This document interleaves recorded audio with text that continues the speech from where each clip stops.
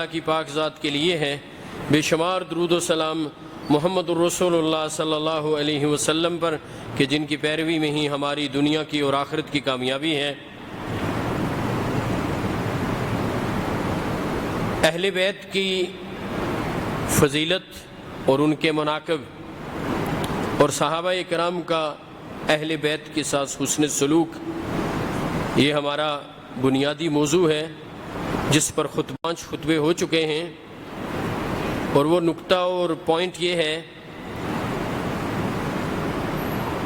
کہ حضرات صحابہ کرام نبی علیہ السلام کے فرمان کو سامنے رکھتے ہوئے جو آپ کا فرمان ہے، اذکرکم اللہ فی اہل بیتی، اذکرکم اللہ فی اہل بیتی، اذکرکم اللہ فی اہل بیتی، لوگو اہل بیت کے معاملے میں تمہیں اللہ یاد دلاتا ہوں، لوگو اہل بیت کے معاملے میں تمہیں اللہ یاد دلاتا ہوں، لوگو اہل بیت کے معاملے میں تمہیں اللہ سے ڈراتا ہوں۔ یعنی اس کے معنی یہ ہیں کہ تم نے اہل بیت کی عزت کرنی ہے، ان کا احترام کرنا ہے، ان سے محبت کرنی ہے اور ان کے حقوق کو ادا کرنا ہے۔ حضرات صحابہ کرام رسول اللہ صلی اللہ علیہ وسلم کے اس فرمان پر پوری طرح عمل کرتے ہوئے، پورے اخلاص گرم جوشی سے اس فرمان پر عمل کرتے ہوئے اہل بیت کے ساتھ مثالی سلوک کرتے تھے۔ اور میں نے شیخین حضرت ابوبکر صدیق اور حضرت عمر رضی اللہ تعالی عنہما کہ اہل بیت کے ساتھ جو مثالی تعلقات تھے، اور شیخین جو اہل بیت کے ساتھ اچھا سلوک اور ان کا ادب و احترام کرتے تھے اور ان کے حقوق کو خوش دلی سے ادا کرتے تھے، اس پر گزارشات کر رہا ہوں۔ گزشتہ خطبے میں نے حضرت عمر اور حضرت علی رضی اللہ تعالی عنہما کے مابین مثالی اور بہترین تعلقات کا تذکرہ کیا ہے، اور میں نے آخری بات یہ کی تھی کہ حضرت عمر جب دنیا سے جانے لگے، بلکہ دنیا سے چلے گئے، آپ کی وفات ہو گئی، تو اہل بیت ہی کے ایک اور شخص اس بات کو بیان کرتے ہیں، اور وہ بھی ایک بڑے عالم ہیں صحابہ کرام میں، جن کا نام عبداللہ ابن عباس رضی اللہ تعالی عنہ ہے۔ وہ فرماتے ہیں کہ میں حضرت عمر کی میت کے پاس کھڑا تھا، ایک شخص آیا، اس نے مجھے کندھوں سے پکڑا اور پھر یہ کہا حضرت عمر کی میت کو مخاطب کر کے کہ اے عمر، تو اپنے بعد میرے لیے کسی ایسے شخص کو چھوڑ کے نہیں گیا ہے کہ جس کو دیکھ کے میں یہ خواہش کروں کہ میں اس جیسے اعمال کرتا ہوا اللہ سے جا ملوں۔ ما خلفت احدا الی ان القى اللہ بمثل عملہ منک۔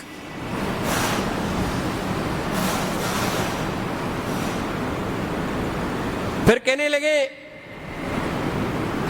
میں نے رسول اللہ صلی اللہ علیہ وسلم کو کثرت سے یہ فرماتے سنا، ذهبت انا و ابو بکر و عمر۔ اللہ اکبر۔ یہ دوسری روایت میں ہے ذهبت، اس روایت میں ہے کنت انا و ابو بکر و عمر، جس میں یہ الفاظ ہیں حضرت علی کے کہ اے عمر، تو اپنے بعد میرے لیے کسی ایسے شخص کو چھوڑ کے نہیں گیا ہے کہ جس کا میں تیرے ساتھ تقابل کروں اور یہ کہوں میں اس جیسے اعمال کرتے ہوئے اللہ سے جا ملوں۔ ان الفاظ کے ساتھ جو الفاظ حضرت علی نے کہے ہیں وہ یہ ہیں کنت انا ابو بکر و عمر وفعلت انا و ابو بکر و عمر وانطلقت انا و ابو بکر و عمر۔ اس روایت میں یہ الفاظ ہیں، اور دوسری روایت میں یہ الفاظ ہیں، اور وہ بھی صحیح بخاری کی حدیث ہے کہ ابن عباس رضی اللہ تعالی عنہ فرماتے ہیں کہ علی رضی اللہ تعالی عنہ نے میرے شانوں پر ہاتھ رکھا میرے شانوں کو پکڑتے ہوئے یہ کہنے لگے کہ میرا یہ گمان ہے، وَأَيْمُ اللَّهِ، قسم اٹھائی کہ میرا یہ گمان ہے، لَأَظُنُّ أَن يَجْعَلَكَ اللَّهُ مَعَ صَاحِبَيْكَ، کہ میرا اللہ آپ کو اپنے دونوں ساتھیوں سے ملا دے گا۔ اور وہ دونوں ساتھی کون ہیں؟ رسول اللہ صلی اللہ علیہ وسلم اور حضرت ابو بکر۔ اس لیے کہ میں نے کثرت سے رسول اللہ صلی اللہ علیہ وسلم کو یہ فرماتے سنا، ذهبت انا وابو بکر وعمر ودخلت انا وابو بکر وعمر وخرجت انا وابو بکر وعمر۔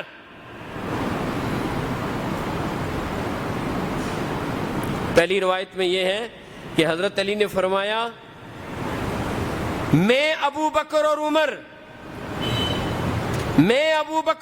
تھے، میں نے ابو بکر اور عمر نے یہ کیا،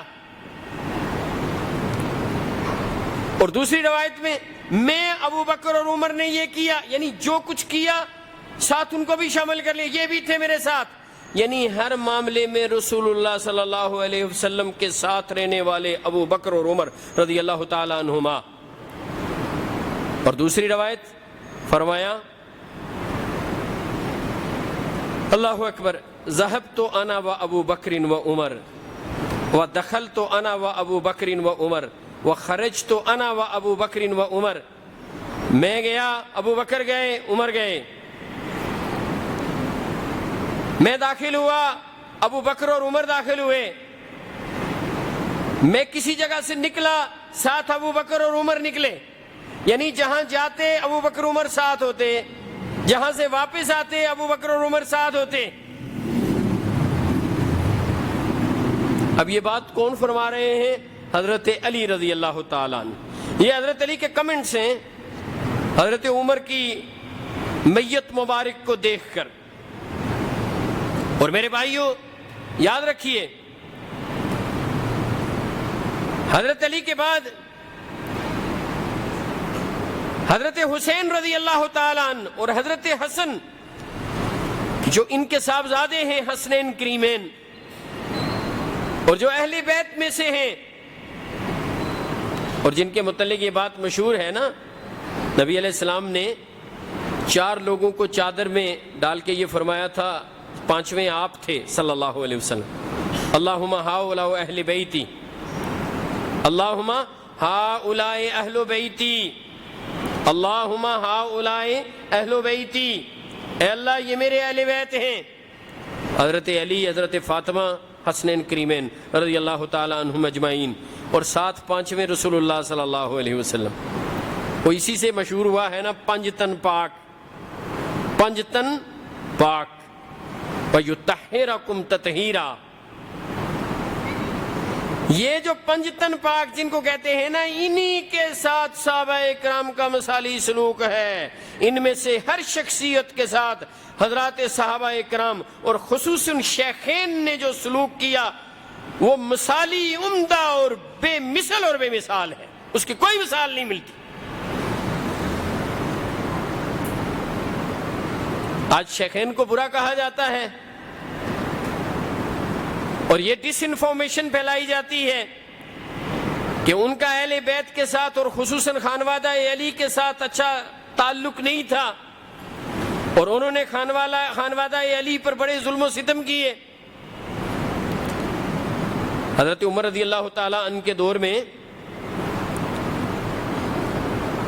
یمن سے کچھ قیمتی جوڑے اور لباس اور کپڑے آئے۔ دوسری روایت میں یمن کا تذکرہ نہیں ہے، دوسری روایت میں یوں ہے کہ حضرت عمر نے صحابہ اکرام کے بچوں میں اور ان کی اولادوں میں کپڑے تقسیم کیے۔ یہ روایت سیر و اعلام النبلاء اور تاریخ دمشق میں ہے، صحیح سند کے ساتھ، سیر و اعلام النبلاء، اور پھر تاریخ دمشق اس کا حوالہ ہے، اور یہ صحیح روایت ہے سند کے اعتبار سے۔ حضرت عمر نے صحابہ اکرام کی اولاد میں وہ کپڑے تقسیم کیے تو ایک روایت میں یہ ہے کہ حضرت عمر نے ان کپڑوں کو حسنین کریمین کے لیے مناسب نہ سمجھا، اور ایک روایت میں یہ ہے کہ حسنین کریمین یہ چھوٹے تھے، بعد میں مسجد نبی میں تشریف لائے، حضرت عمر نے ان کو دیکھا اور آبدیدہ ہو گئے اور کہا میرے ان بیٹوں کے لیے وہ لباس اور کپڑے نہیں ہیں۔ دوسری روایت میں یہ ہے کہ آپ نے مناسب نہ سمجھا کہ یہ کپڑے اور لباس ان کو دیا جائے، اور آپ نے اسپیشلی ایک قاصد کو یمن روانہ کیا، اس نے یمن سے 2 قیمتی کپڑوں کے جوڑے لائے۔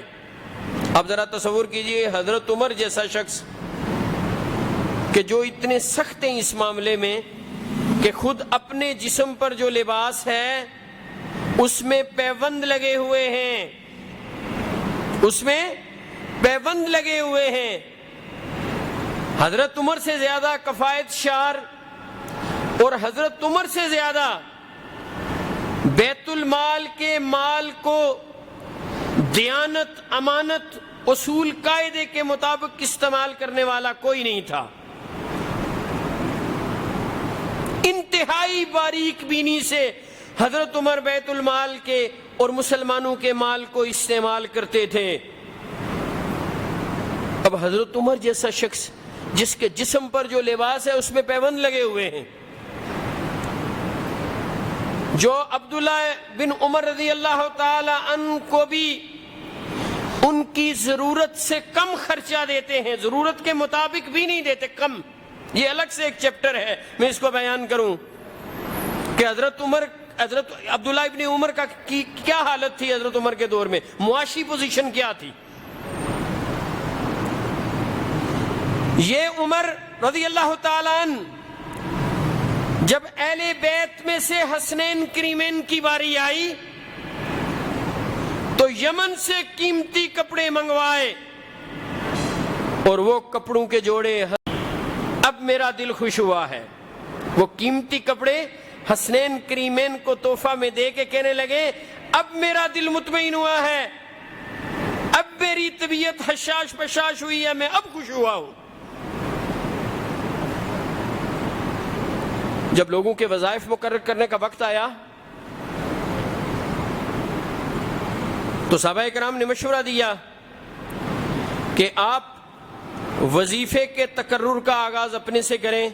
کہنے لگے نہیں، میں وظائف کا آغاز اہل بیت سے کروں گا، اہل بیت اور بنو ہاشم۔ اور سب سے پہلے جس شخصیت کا وظیفہ مقرر کیا وہ رسول اللہ صلی اللہ علیہ وسلم کے چچا حضرت عباس، پھر جس دوسری شخصیت کا وظیفہ مقرر کیا وہ حضرت علی رضی اللہ تعالیٰ عنہ۔ سیرت کی کتاب دیکھیے، مستند حوالہ، مستند سیرت کی کتاب میں آپ کو یہ مستند حوالہ ملے گا، کوئی کہانی نہیں سنا رہا۔ پہلا وظیفہ حضرت عباس کا مقرر کیا، دوسرا وظیفہ حضرت علی کا مقرر کیا۔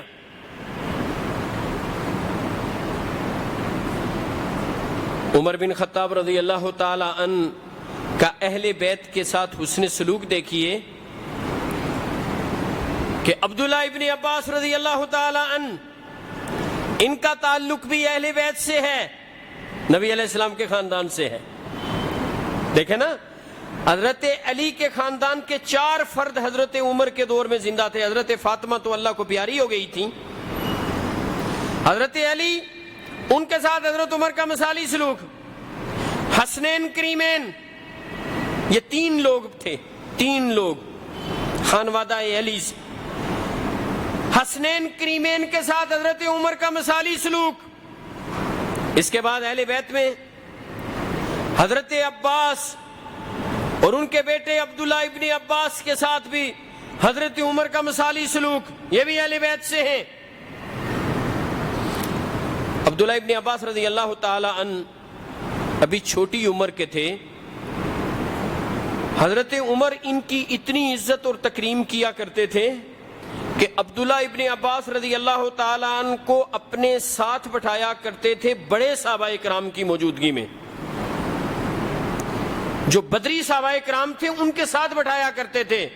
کئی دفعہ صحابہ کرام نے اس کو اِل فیل کیا، اس کو اچھا محسوس نہیں کیا.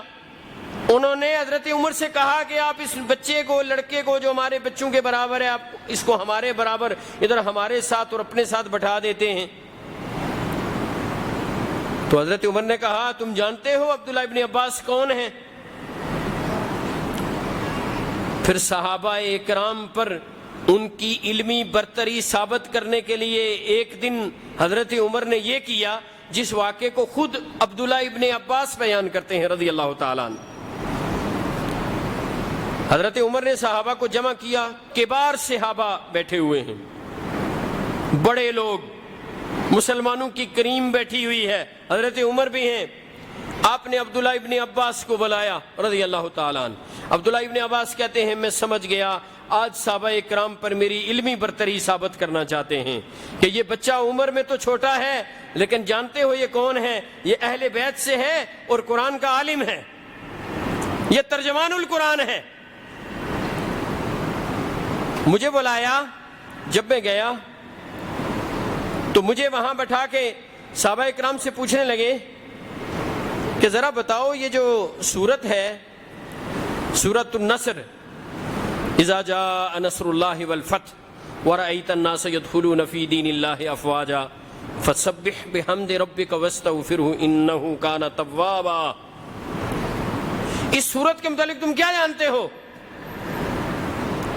کچھ صحابہ اکرام نے یہ کہا کہ اس سورت میں مسلمانوں کے اندر جو فوج در فوج اسلام میں لوگ داخل ہوئے ان کا تذکرہ ہے، اور پھر نبی علیہ السلام کو استغفار کا حکم دیا جا رہا ہے کہ اللہ نے آپ پر یہ مہربانی کی کہ لوگوں کو جوک تر جوک اور فوج در فوج اسلام میں داخل کیا، تو آپ اللہ رب العالمین کا شکر ادا کریں، اللہ سے استغفار کریں. اب کچھ صحابہ اکرام نے کہا کہ ہمیں اس کے متعلق علم نہیں ہے، انہوں نے لا علمی کا اظہار کیا. پھر ابن عباس سے کہنے لگے بتلاؤ اس سورت کے متعلق تم کیا جانتے ہو؟ تو عبداللہ ابن عباس رضی اللہ تعالیٰ عنہ نے فرمایا اللہ رب العزت نے اس سورت میں یہ اشارہ دیا ہے کہ رسول اللہ صلی اللہ علیہ وسلم کا مشن نبوت مکمل ہو گیا ہے اور آپ کی دنیا سے جانے کا وقت قریب ہے، آپ کا دنیا سے جانے کا وقت قریب ہے، اس سورت میں اس بات کا اشارہ ہے. تو حضرت عمر کہنے لگے ہاں میں بھی یہی بات جانتا ہوں، بالکل ایسے ہی ہے. تو پھر اس کے بعد صحابہ کرام کو مخاطب کر کے فرمایا کہ یہ دیکھ لو. اور عبداللہ ابن عباس کے متعلق خود ابن عباس یہ بیان کرتے ہیں حضرت عمر بلایا کرتے تھے، میرے سر پر ہاتھ رکھا کرتے تھے اور کہا کرتے تھے کہ نبی علیہ السلام بھی تیرے سر کے اوپر اس طرح ہاتھ رکھتے تھے اور پھر تجھے دعائیں دیتے تھے. اب نبی علیہ السلام نبی علیہ السلام نے دعا دی تھی نا عبداللہ ابن عباس کو، اللہم فقہہ فی الدین وعلمہ التاویل، اے اللہ اسے دین کی سمجھ عطا فرما، اسے فقیہ امت بنا اور اسے تعبیر اور تفسیر کا علم عطا فرما. اسی لیے بالاجماع عبداللہ ابن عباس کو ترجمان القرآن کہا جاتا ہے، مفسر قرآن. صحابہ کرام میں مفسر قرآن حضرت عبداللہ ابن عباس رضی اللہ تعالی عنہ، اور یہی عبداللہ ابن عباس ہیں.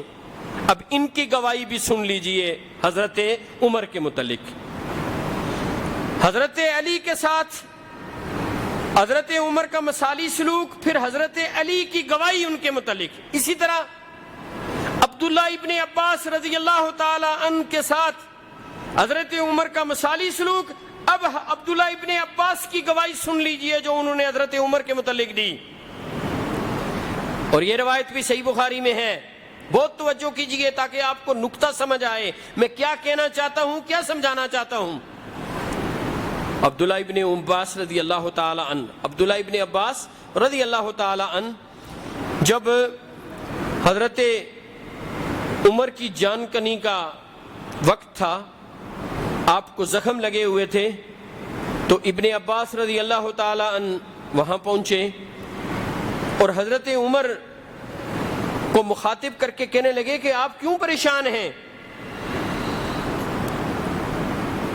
آپ نے تو بڑا اچھا وقت گزارا ہے، آپ کو تو جنت مبارک ہو۔ پھر الفاظ کیا کہے، صحیح بخاری میں ہے، لقد صحبت رسول اللہ صلی اللہ علیہ وسلم فاحسنت صحبته ثم فارقته وهو عنك راض۔ صحیح بخاری میں یہ الفاظ ہیں۔ عبداللہ ابن عباس رضی اللہ تعالی عنہ جو اہل بیت سے ہیں، ترجمان القرآن ہیں، مفسر قرآن ہیں، صحابہ میں ایک بڑے عالم ہیں، حضرت عمر کو مخاطب کر کے کہہ رہے ہیں لقد صحبت رسول اللہ صلی اللہ علیہ وسلم فاحسنت صحبته ثم فارقته وهو عنك راض۔ اے عمر، آپ کیوں کبیدہ خاطر ہیں، آپ کیوں پریشان ہیں؟ آپ نے رسول اللہ صلی اللہ علیہ وسلم کا ساتھ دیا ہے، ان کی صحبت اختیار کی ہے، آپ ان کے ساتھی رہے ہیں، اور فَأَحْسَنْتَ صُحْبَتَهُ، آپ نے ان کا ساتھی ہونے کا حق ادا کیا ہے۔ کیا گواہی دے رہے ہیں؟ آپ نبی علیہ السلام کے ساتھی ہیں اور آپ نے وفاداری سے ساتھ نبھایا ہے۔ فَأَحْسَنْتَ صُحْبَتَهُ، آپ نے ساتھی ہونے کا حق ادا کیا ہے۔ ثُمَّ فَارَقْتَهُ وَهُوَ عَنْكَ رَاضٍ، پھر نبی علیہ السلام آپ سے جدا ہوئے ہیں اس حال میں کہ رسول اللہ صلی اللہ علیہ وسلم آپ سے راضی تھے۔ اب بتلائیے، کوئی بات پیچھے رہ گئی ہے؟ حضرت عمر کی شان کے حوالے سے کہ اے عمر، آپ صحابی رسول ہیں، آپ نے صحابی ہونے کا حق ادا کیا ہے، اور نبی علیہ السلام دنیا سے اس حال میں گئے ہیں، وہ آپ سے راضی تھے، آپ کیوں پریشان ہیں؟ یہ صحیح بخاری کے اندر حدیث۔ اب بتلائیے، حضرت عمر کے اہل بیت کے ساتھ تعلقات اچھے تھے یا برے تھے؟ تعلقات شاندار تھے یا تعلقات میں کشیدگی تھی؟ اللہ کی قسم، رسول اللہ صلی اللہ علیہ وسلم کے فرامین پر حضرات صحابہ سے بڑھ کر کوئی عمل کرنے والا نہیں۔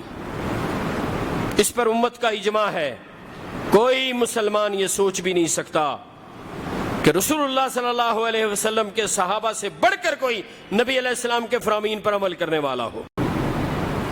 امت کا اس پر اجماع ہے، کوئی مسلمان یہ سوچ بھی نہیں سکتا کہ صحابہ اکرام سے بڑھ کر کوئی رسول اللہ صلی اللہ علیہ وسلم کے فرامین پر عمل کرنے والا، نبی علیہ السلام کی سیرت پاک پر چلنے والا ہو۔ اللہ رب العالمین ہمیں حضرات صحابہ کے نقش قدم پر چلنے کی توفیق عطا فرمائے۔ اقول قولی ھذا واستغفر اللہ لی ولکم ولسائر المسلمین۔ سبحان ربک رب العزۃ عما یصفون وسلام علی المرسلین والحمد للہ رب العالمین۔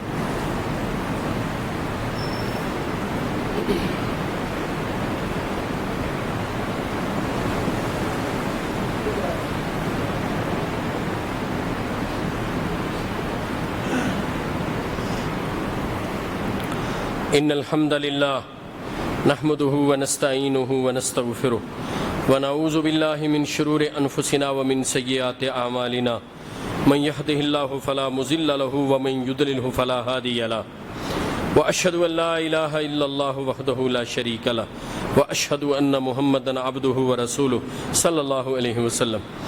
اما بعد فان خیر الحدیث کتاب اللہ وخیر الہدی ہدی محمد صلی اللہ علیہ وسلم وشر الامور محدثاتها وکل محدثۃ بدعہ وکل بدعۃ ضلالہ وکل ضلالۃ فی النار۔ اللہم صلی علی محمد وعلی آل محمد۔ اللہم انصر الاسلام والمسلمین، اللہم اعز الاسلام والمسلمین واذل الشرک والمشرکین ودمر اعداء الدین۔ اللہم اجعل کلمۃ الاسلام العلیٰ واجعل کلمۃ الکفر السفلی۔ اللہم اشف مرضانا ومرضى المسلمین۔ اللہم اذہب الباس رب الناس واشف انت الشافی لا شفاء الا شفاؤک شفاء لا یغادر سقما۔ ربنا اغفر لنا ولاخواننا الذین سبقونا بالایمان ولا تجعل في قلوبنا غلا للذین آمنوا ربنا انک رؤوف رحیم۔ ربنا ظلمنا انفسنا وان لم تغفر لنا وترحمنا لنکونن من الخاسرین۔ ربنا لا تزغ قلوبنا بعد اذ هديتنا وهب لنا من لدنک رحمة انک انت الوهاب۔ العذاب ربنا آتنا فی الدنیا حسنہ وفی الآخرۃ حسنۃ وقنا عذاب النار ربنا تقبل منا انک انت السمیع العلیم وتب علینا انک انت التواب الرحیم سبحان ربک رب العزۃ عما یصفون وسلام علی المرسلین والحمد للہ رب العالمین.